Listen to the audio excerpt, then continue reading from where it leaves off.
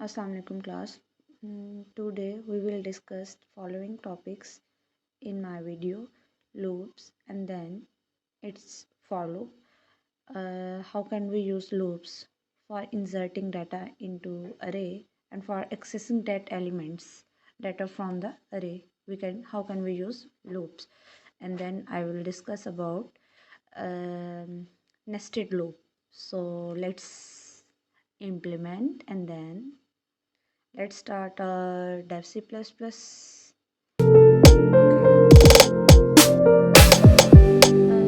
पहले आता है आपके पास लूप्स। तो लूप्स को हम लोग क्यों यूज़ करते हैं?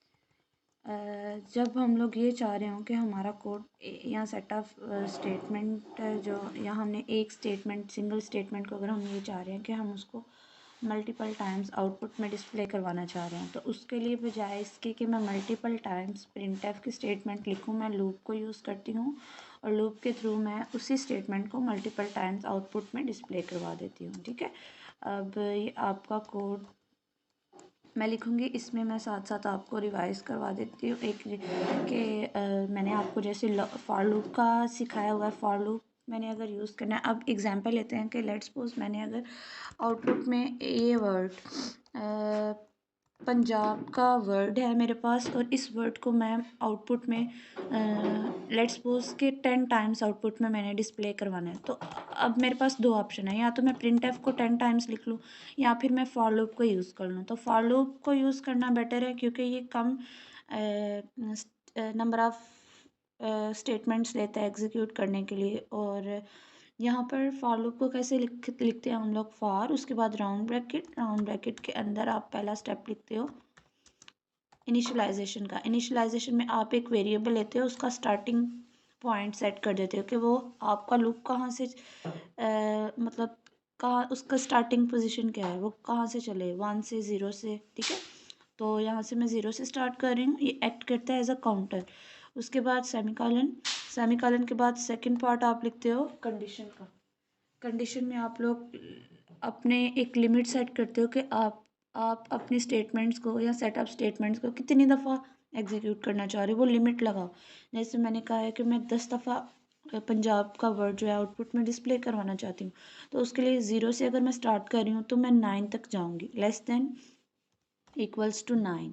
ठीक है, क्योंकि 0 से 9 तक जब मेरा लूप चलेगा तो 0 इंक्लूड करके वो कितनी दफ़ा चलेगा, 10 दफ़ा ना।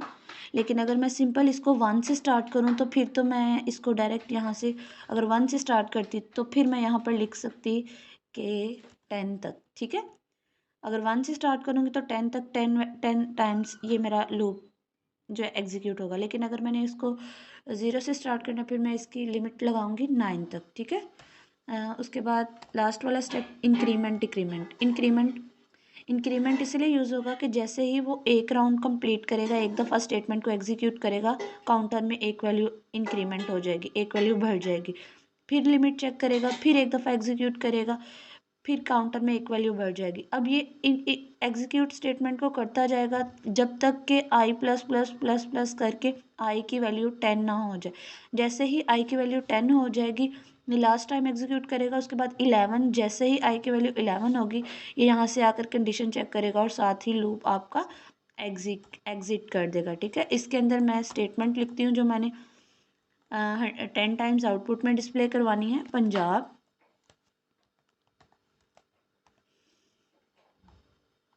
और मैं ये चाहती हूँ कि हर दफ़ा नई लाइन पे आउटपुट मेरा आए तो \n।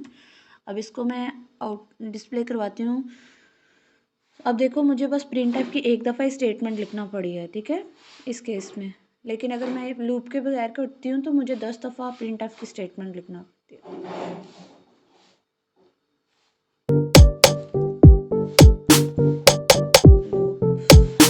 सेव कर लिया और ये इसका आउटपुट।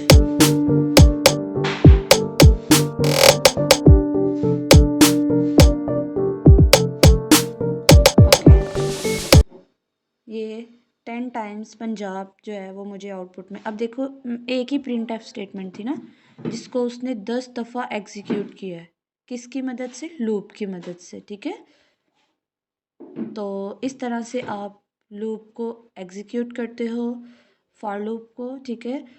राउंड ब्रैकेट का आपने ध्यान रखना है, सेमीकोलन के साथ इसके तीनों पार्ट्स को सेपरेट करना है।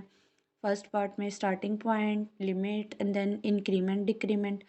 अब एग्जांपल लेते हैं, मैं एक लूप लिखती हूँ, ठीक है, और उस लूप में मैं ये करती हूँ कि मैं उस लूप के थ्रू जो अपनी काउंटिंग है, जैसे मैंने ये टास्क आपको टेस्ट में भी ये क्वेश्चन दिया था कि आपने काउंटिंग को रिवर्स ऑर्डर में डिस्प्ले करवाना है, तो उसके लिए मैं अपना लूप जो है ना वो रिवर्स में स्टार्ट करती हूँ।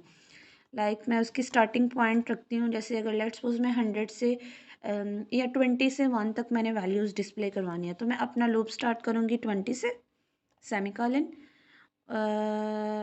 Okay, here I have to use variable J को मैं यहाँ से 20 से स्टार्ट करती हूँ। और फिर मैं यहाँ लिमिट कैसे लगाती हूँ, अब देखो मैं 20 से 1 तक आती हूँ ना, तो मैं कहती हूँ मेरा लिमिट कहाँ, यहाँ पर लिमिट भी आपकी चेंज, मैं कहूँगी कि जब तक ग्रेटर देन इक्वल्स टू 1, अगर मैं 1 से 20 तक आती हूँ फिर मैं लेस देन यूज़ करती हूँ कि जे जो है वो 20 से कम होना चाहिए, लेकिन यहाँ रिवर्स में मैं वैल्यू डिस्प्ले करवाना चाहती हूँ, तो मैं 20 से स्टार्ट करके ये कह रही हूँ कि 1 से ग्रेटर जब तक तुम्हारी वैल्यू आती है। अब जैसे ही 0 पे आ जाएगी जे की वैल्यू, तो वो साथ ही एग्जिट कर देगा लूप में से, ठीक है। अब यहाँ पर मैं डिक्रीमेंट करूँगी कि जैसे 20 है, 20 के बाद 20 के बाद वो वैल्यू आएगी 19, तो फिर हर केस में मुझे जे की वैल्यू कम करनी है, एक वैल्यू इसमें कम करनी है। एक दफ़ा लूप चले तो एक वैल्यू कम हो जाए, तो उसके लिए मैं जे माइनस माइनस करती हूँ, ठीक है, यानी डिक्रीमेंट यूज़ करती हूँ। अब इसमें मैंने क्या करना है, यही जो लूप के अंदर काउंटर है या फिर ये वेरिएबल है, इसी की वैल्यू मुझे आउटपुट में डिस्प्ले करवानी है ना, 20 to 1, तो इसी को मैं यहाँ पर %d फॉर्मेट स्पेसिफायर, उसके बाद नेक्स्ट मैं यही जे लिखती हूँ कि ये जे जो तुम यूज़ कर रहे हो लूप के अंदर, फॉर लूप के अंदर, इसी की वैल्यू तुम आउटपुट में डिस्प्ले करवा दो, ठीक है।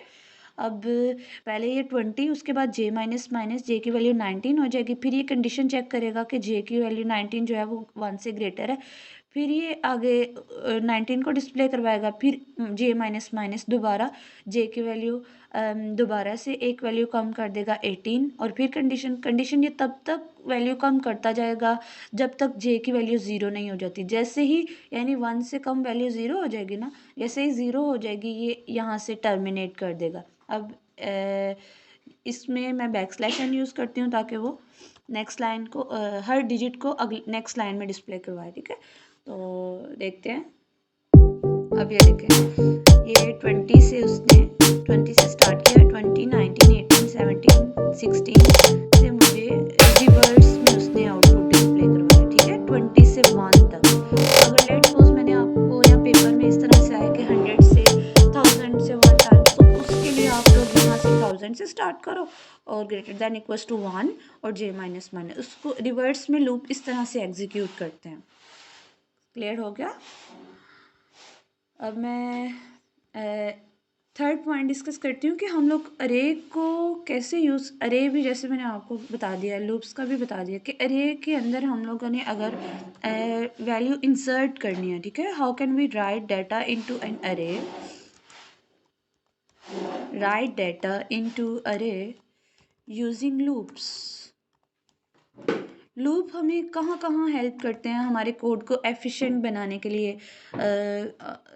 आपके पास लूप्स अगर आप यूज़ करते हो लूप के थ्रू, ये बहुत ज़्यादा इजी है अरे के अंदर वैल्यू इंसर्ट करवाना, ठीक है। जैसे मैंने आपको पहली वीडियो में बताया कि अरे के अंदर हम एलिमेंट्स इंसर्ट करवाते हैं इनिशियलाइजेशन के थ्रू या फिर इंडेक्सेस के थ्रू। हम लोग क्लास में भी डिस्कस किया हुआ है कि इंडेक्सेस के थ्रू हम लोग 1 बाय 1 इतनी ज़्यादा स्टेटमेंट्स लिखना पड़ती हैं। तो लूप्स के थ्रू हम कैसे अरे के अंदर एलिमेंट्स इंसर्ट करवा सकते हैं, उसका सिंपल मेथड ये है कि सबसे पहले आप अरे को डिक्लेयर करो। जैसे यहाँ पर मैं अरे डिक्लेयर कर रही हूँ, एक इंटीजर टाइप की अरे ले रही हूँ मार्क्स, और मैंने लास्ट वाली वीडियो में भी आपको बताया डिक्लेयर कैसे करते हैं। यहाँ पर मैं साइज़ रखती हूँ उसका 3, और उसको सिंपल मुझे बस उसको पहले डिक्लेयर करना है, ठीक है। अब उसके बाद नेक्स्ट स्टेप क्या करती हूँ, मैं लूप यूज़ करती हूँ और इसके अंदर वैल्यू इंसर्ट करनी है, मतलब कि इनपुट करनी है मुझे वैल्यूज़ अरे के अंदर with the help of loops. ठीक है, तो यहाँ पर मैं जब भी आपने अरे को और लूप को इकट्ठे यूज़ करना है, ठीक है, आप लूप को स्टार्ट करो। लूप जब उसको स्टार्टिंग पॉइंट सेट करते हो तो जैसे मैंने आपको बताया कि अरे का स्टार्टिंग इंडेक्स होता है 0। ठीक है, मतलब मैंने अब इसमें इस अरे के अंदर वैल्यू इंसर्ट करवानी है तो मुझे आइडिया है कि इसकी ज़ीरो लोकेशन, ज़ीरो से इसके जो इसके पास एड्रेसेस हैं 0 से 2 तक होंगे, क्योंकि इसका साइज़ है 3। तो मैं लूप को यूज़ करूँगी 0 से। लूप आपका आइडेंटिफाई करता है इंडेक्सेस क्या हैं, ठीक है, जहाँ पर आपने वैल्यू स्टोर करवानी है। 0 से स्टार्ट होती है अरे, तो मैं यहाँ से लूप को भी 0, यानी पहले 0 एलिमेंट में वैल्यू जाएगी। उसके बाद मैं यहाँ पर कहती हूँ कि तुम 0 से लेकर 2 तक रन करो इसको। ठीक है, पहले 0 में जाएगी, फिर 1 में, फिर 2 में, यानी 3 दफ़ा वैल्यू जाएंगी और 0 से 2 तक तीनों इंडेक्सेस में वैल्यू चले जाएंगे, 0 1 2। उसके बाद आई प्लस प्लस, हर केस में एक वैल्यू इंक्रीमेंट कर दे। अब यहाँ पर मैं क्या करती हूँ, मैंने जब अरे के अंदर वैल्यू इनपुट करनी है तो उसके लिए स्कैनफ यूज़ करूँगी। Scanf is a built in function that is use to insert value. अब जैसे आप वेरिएबल के अंदर डाटा इंसर्ट करते हो, पहले पार्ट में आप फॉर्मेट स्पेसिफायर लिखो एक दफ़ा ही, ठीक है, उसके बाद एंड साइन, और यहाँ पर आप अरे नेम लिखो। जैसे अरे नेम है मेरे पास मार्क्स, और राउंड ब्रैकेट लगाओ। राउंड ब्रैकेट के अंदर आप ये जो आपके पास लूप जिसमें आप एक वेरिएबल को इनिशियलाइज करवा रहे हो जो कि इंडेक्स की वैल्यू के अकॉर्डिंग आपका काम कर रहा है, तो आपने हर दफ़ा एक इंडेक्स के अंदर वैल्यू सेव करवानी होती है ना, इंडेक्स के अकॉर्डिंग।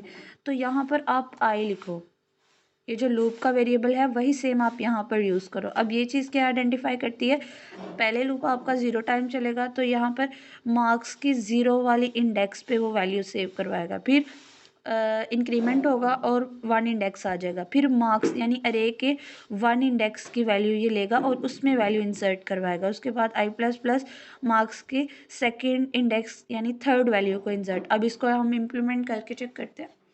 ये मेथड था आपका writing data into an array using loops. अब यहाँ पर देखें कर्सर ब्लिंक कर रहा है, it means we have to insert some input. ठीक है, तो मैं इनपुट करती हूँ, मैंने फर्स्ट पे 9, सेकंड पे 8 और थर्ड पे 6। ठीक है, तो ये मैंने लूप की मदद से अरे के अंदर ये तीनों वैल्यू सेव करवा दी हैं। ओके, और ये था आपका मेथड कि हम लोग अरे और लूप को कैसे यूज़ कर सकते हैं। अब आपका है नेक्स्ट टॉपिक था आपका नेस्टेड लूप वाला, वो इंशाल्लाह हम लोग नेक्स्ट वीडियो में कवर करेंगे। ओके, सो